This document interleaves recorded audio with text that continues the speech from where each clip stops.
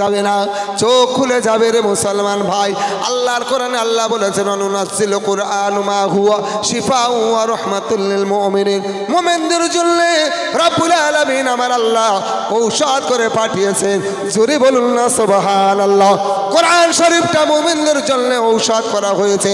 তাই ওই সময় ওই ডাকাতের দলেরা ফুঁ দেবে, এইবারে কানা ঘোষা করছে, এই সব তেল পানি ফুঁক দেবী কি বলে, এইবারে তো কিছু জানা নাই কারোর। ওরা বলছে কোনো ভয় নাই। সর্দার বলছে তোমাদের কোনো ভয়ের কারণ নাই, আমি ফুঁ দেব, তোমরা শোনো।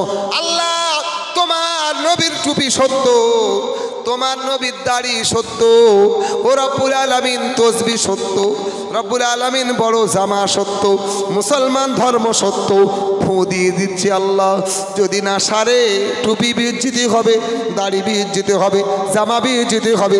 আল্লাহ তুমি ভালো করে দাও। কি হলো? আল্লাহর বলছে আল্লাহ ভালো করে দাও, না টুপি গেল, জামা গেল। এই জন্য বলা হলো, হে মুসলমান, আমি আপনাদের বলে যাই, খোদার কসম করে বলি, মক্কা শহরে দেখে এলাম খোদ চোখে 15 সালে 17 সালে দুবার আল্লাহ নিয়ে গেলেন, গিয়ে দেখলাম মেতো, চাকর, গোলাম, ওরে মুসলমান, পুলিশ প্রশাসন সকলের এই পায়ের পর্যন্ত গোল জামা। সুবহানাল্লাহ বলা যাবে? ও মুসলমান ভাইয়েরা আমার, বাবাজিরা, এই জামা পরে অন্যায় করতে বাধা হবে না? হবে না? মুখে দাড়ি থাকলে অন্যায় করতে বাধা হবে, মাথায় টুপি থাকলে অন্যায় করতে বাধা হবে। টুপি সাবধানতা দেবে, দাড়ি সাবধানতা দেবে, তসবিও সাবধানতা দেবে। কথা ঠিক না বেঠিক? অসুবিধা হচ্ছে নাকি? এবার বলবো না, ছেড়ে দেবো? আমার ভাইয়েরা, বাবাজিরা, মুরব্বিয়ানেরা, খুব ভালো লাগছে, আর কারোর আশা লাগবে না। অনেক মানুষ এসেছে, বসার আর জায়গা নাই। আল্লাহ রহমত নেমে এসেছে মুসলমান ভাই, কেননা অগণিত ফেরেশতা এর ভিতরে বসে আছে না নাই? ফেরেশতা নেই এর ভিতরে নাকি? আমরা কজন?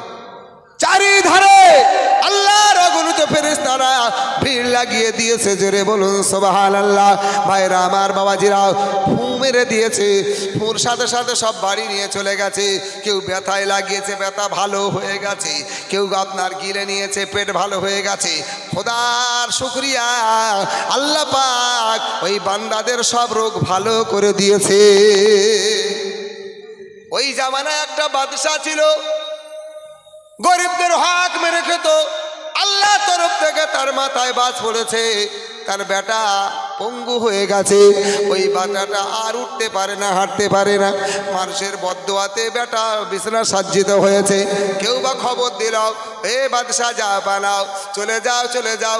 ওই পঞ্চগ্রামের হসপিটাল মোড়ে একটা দল এসেছে, না জানি আপনার কিনা জাকিরিন, তারা ফুঁ দিয়ে দিচ্ছে, সব ভালো হয়ে যাচ্ছে। বাঁচো তো, পারো তো, তোমার বেটার জন্য একটু ফুঁর ব্যবস্থা করে নাও। বাদশাহ সঙ্গে সঙ্গে খবর দিল, যাও যাও, ওদেরকে ডেকে আমার বাড়িতে আনো। যদি আমার বাচ্চা ভালো হয়ে যায়, তাদের জীবনের ভবিষ্যৎ গড়ে দেব, তাদের কোনো চিন্তা করতে হবে না। এই সময় খবর দেওয়া হলো, এই জাকিরিনেরা, চলো চলো, বাদশাহ জাহাপানা ডাক দিয়েছে, এই জায়গার সরকার বাহাদুর ডাক দিয়েছে, তার ঘরে একটা বিপদ আছে, তোমাদের উদ্ধার করতে হবে। ডাকাতের মাথায় বাজ। কি এইবারে তো একটা ভয় হবে না? হবে না? বলছে কি হবে, কি করা যাবে? ওই সময় ডাকাতের সর্দার বলছে, নো চিন্তা দু ফুর্তি, কোনো ভয় নাই, চলো চলো। এ টুপি জামার ইজ্জত হয়েছে, না জানি সকলের রোগ ভালো হয়ে গেছে। কোনো শালায়ের কাছে গিয়ে খবর দিয়েছে, বাদশাহ আমাদের ডাক দিয়েছে, চল যাই। এমনি করে চলে গেল। বাদশাহ জাহাপানার বাড়িতে বসতে দিয়েছে, আপনার কিনা সোফা কামিয়ে বুক পর্যন্ত গেড়ে গেছে। আমাদের সোফা একটু শক্ত হয়, আর ওদের সোফা কি হয়, ও তো সকলের মাল, একদম ডেবে গেছে। মুসলমান ভাইরে, দেখতে পাওয়া গেল ওই জায়গায় ডাকাতের দলেরা বসে বলল, এ জাকিরিনেরা, আমি বাদশাহ বলছি, যদি তোমরা আমার বাচ্চাটাকে ফুঁদ দ্বারায় ভালো করতে পারো, তোমাদের ভবিষ্যতের আর কোনো চিন্তা থাকবে না।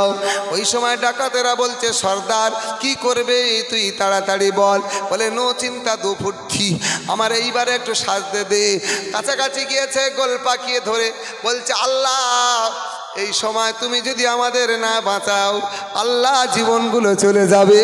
ও রব্বুল আলামিন আল্লাহ তোমার টুপি সত্য, দাড়ি সত্য, জামা সত্য, তসবিহ সত্য, ইসলাম সত্য। আল্লাহ সব বিচ্যুতি যেমন না হয় ভালো করে দাও।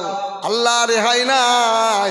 আল্লাহ তুমি রহমান, আল্লাহ তুমি রহিম, আল্লাহ তুমি গফুর, আল্লাহ তুমি গফফার, আল্লাহ তুমি করিম, আল্লাহ তুমি সত্তার, আল্লাহ তুমি জলিল, আল্লাহ তুমি জব্বার। একশত নাম রব্বুল আলামিন।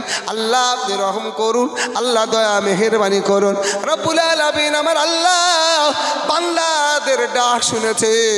ও মুসলমান, আল্লাহ নবী বলেছেন পাপকে দেখে ঘৃণা করো, পাপীকে দেখে নয়। জোরে বলুন, সবাই বলে দেবে না সুবহানাল্লাহ?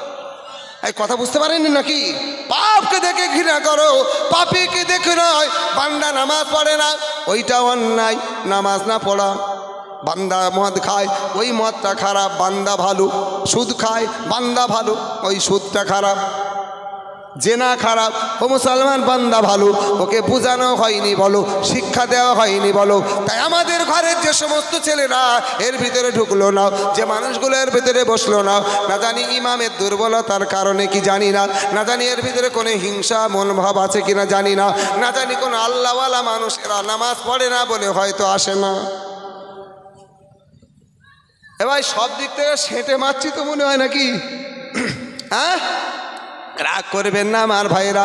জ্ঞানী যারা বোঝে তারা শুধু ইশারায়, অজ্ঞানীদের বোঝায় কে বা কারায়। তাই আল্লাহর বান্দা খোদার কসম করে বলি, আল্লাহ পাকের রহম হলো, কিতাবে লেখা হয়েছে ওই আল্লাহর বান্দা আরে ভালো হয়ে গেছে।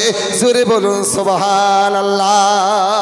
ওই ডাকাতের দলেরা বলছে সর্দারজি আজকের নকল ড্রেসভূষা পরে যদি আল্লাহ আমাদের কথা মানে, তাহলে প্রকৃত যদি আমরা আল্লাহওয়ালা হয়ে যাই, না জানি মৃত মানুষ আল্লাহ জিন্দা করে দিতে পারে।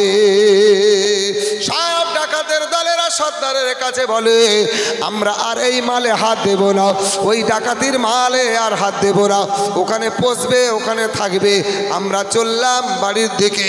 এ মুসলমান ভাই, ডাকাতের দলেরা বাড়ি গিয়ে কালেমা তৈয়বা পড়ে সবাই মুসলমান হয়ে যায়। জোরে বলুন লা ইলাহা ইল্লাল্লাহ।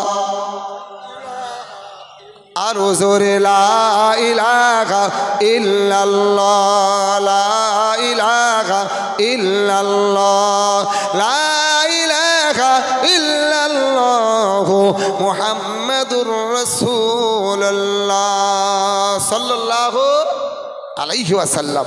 নারে তাকবীর। আর একটু জোরে হবে নারে তাকবীর। মাশাআল্লাহ, জাযাকাল্লাহ, আলহামদুলিল্লাহ।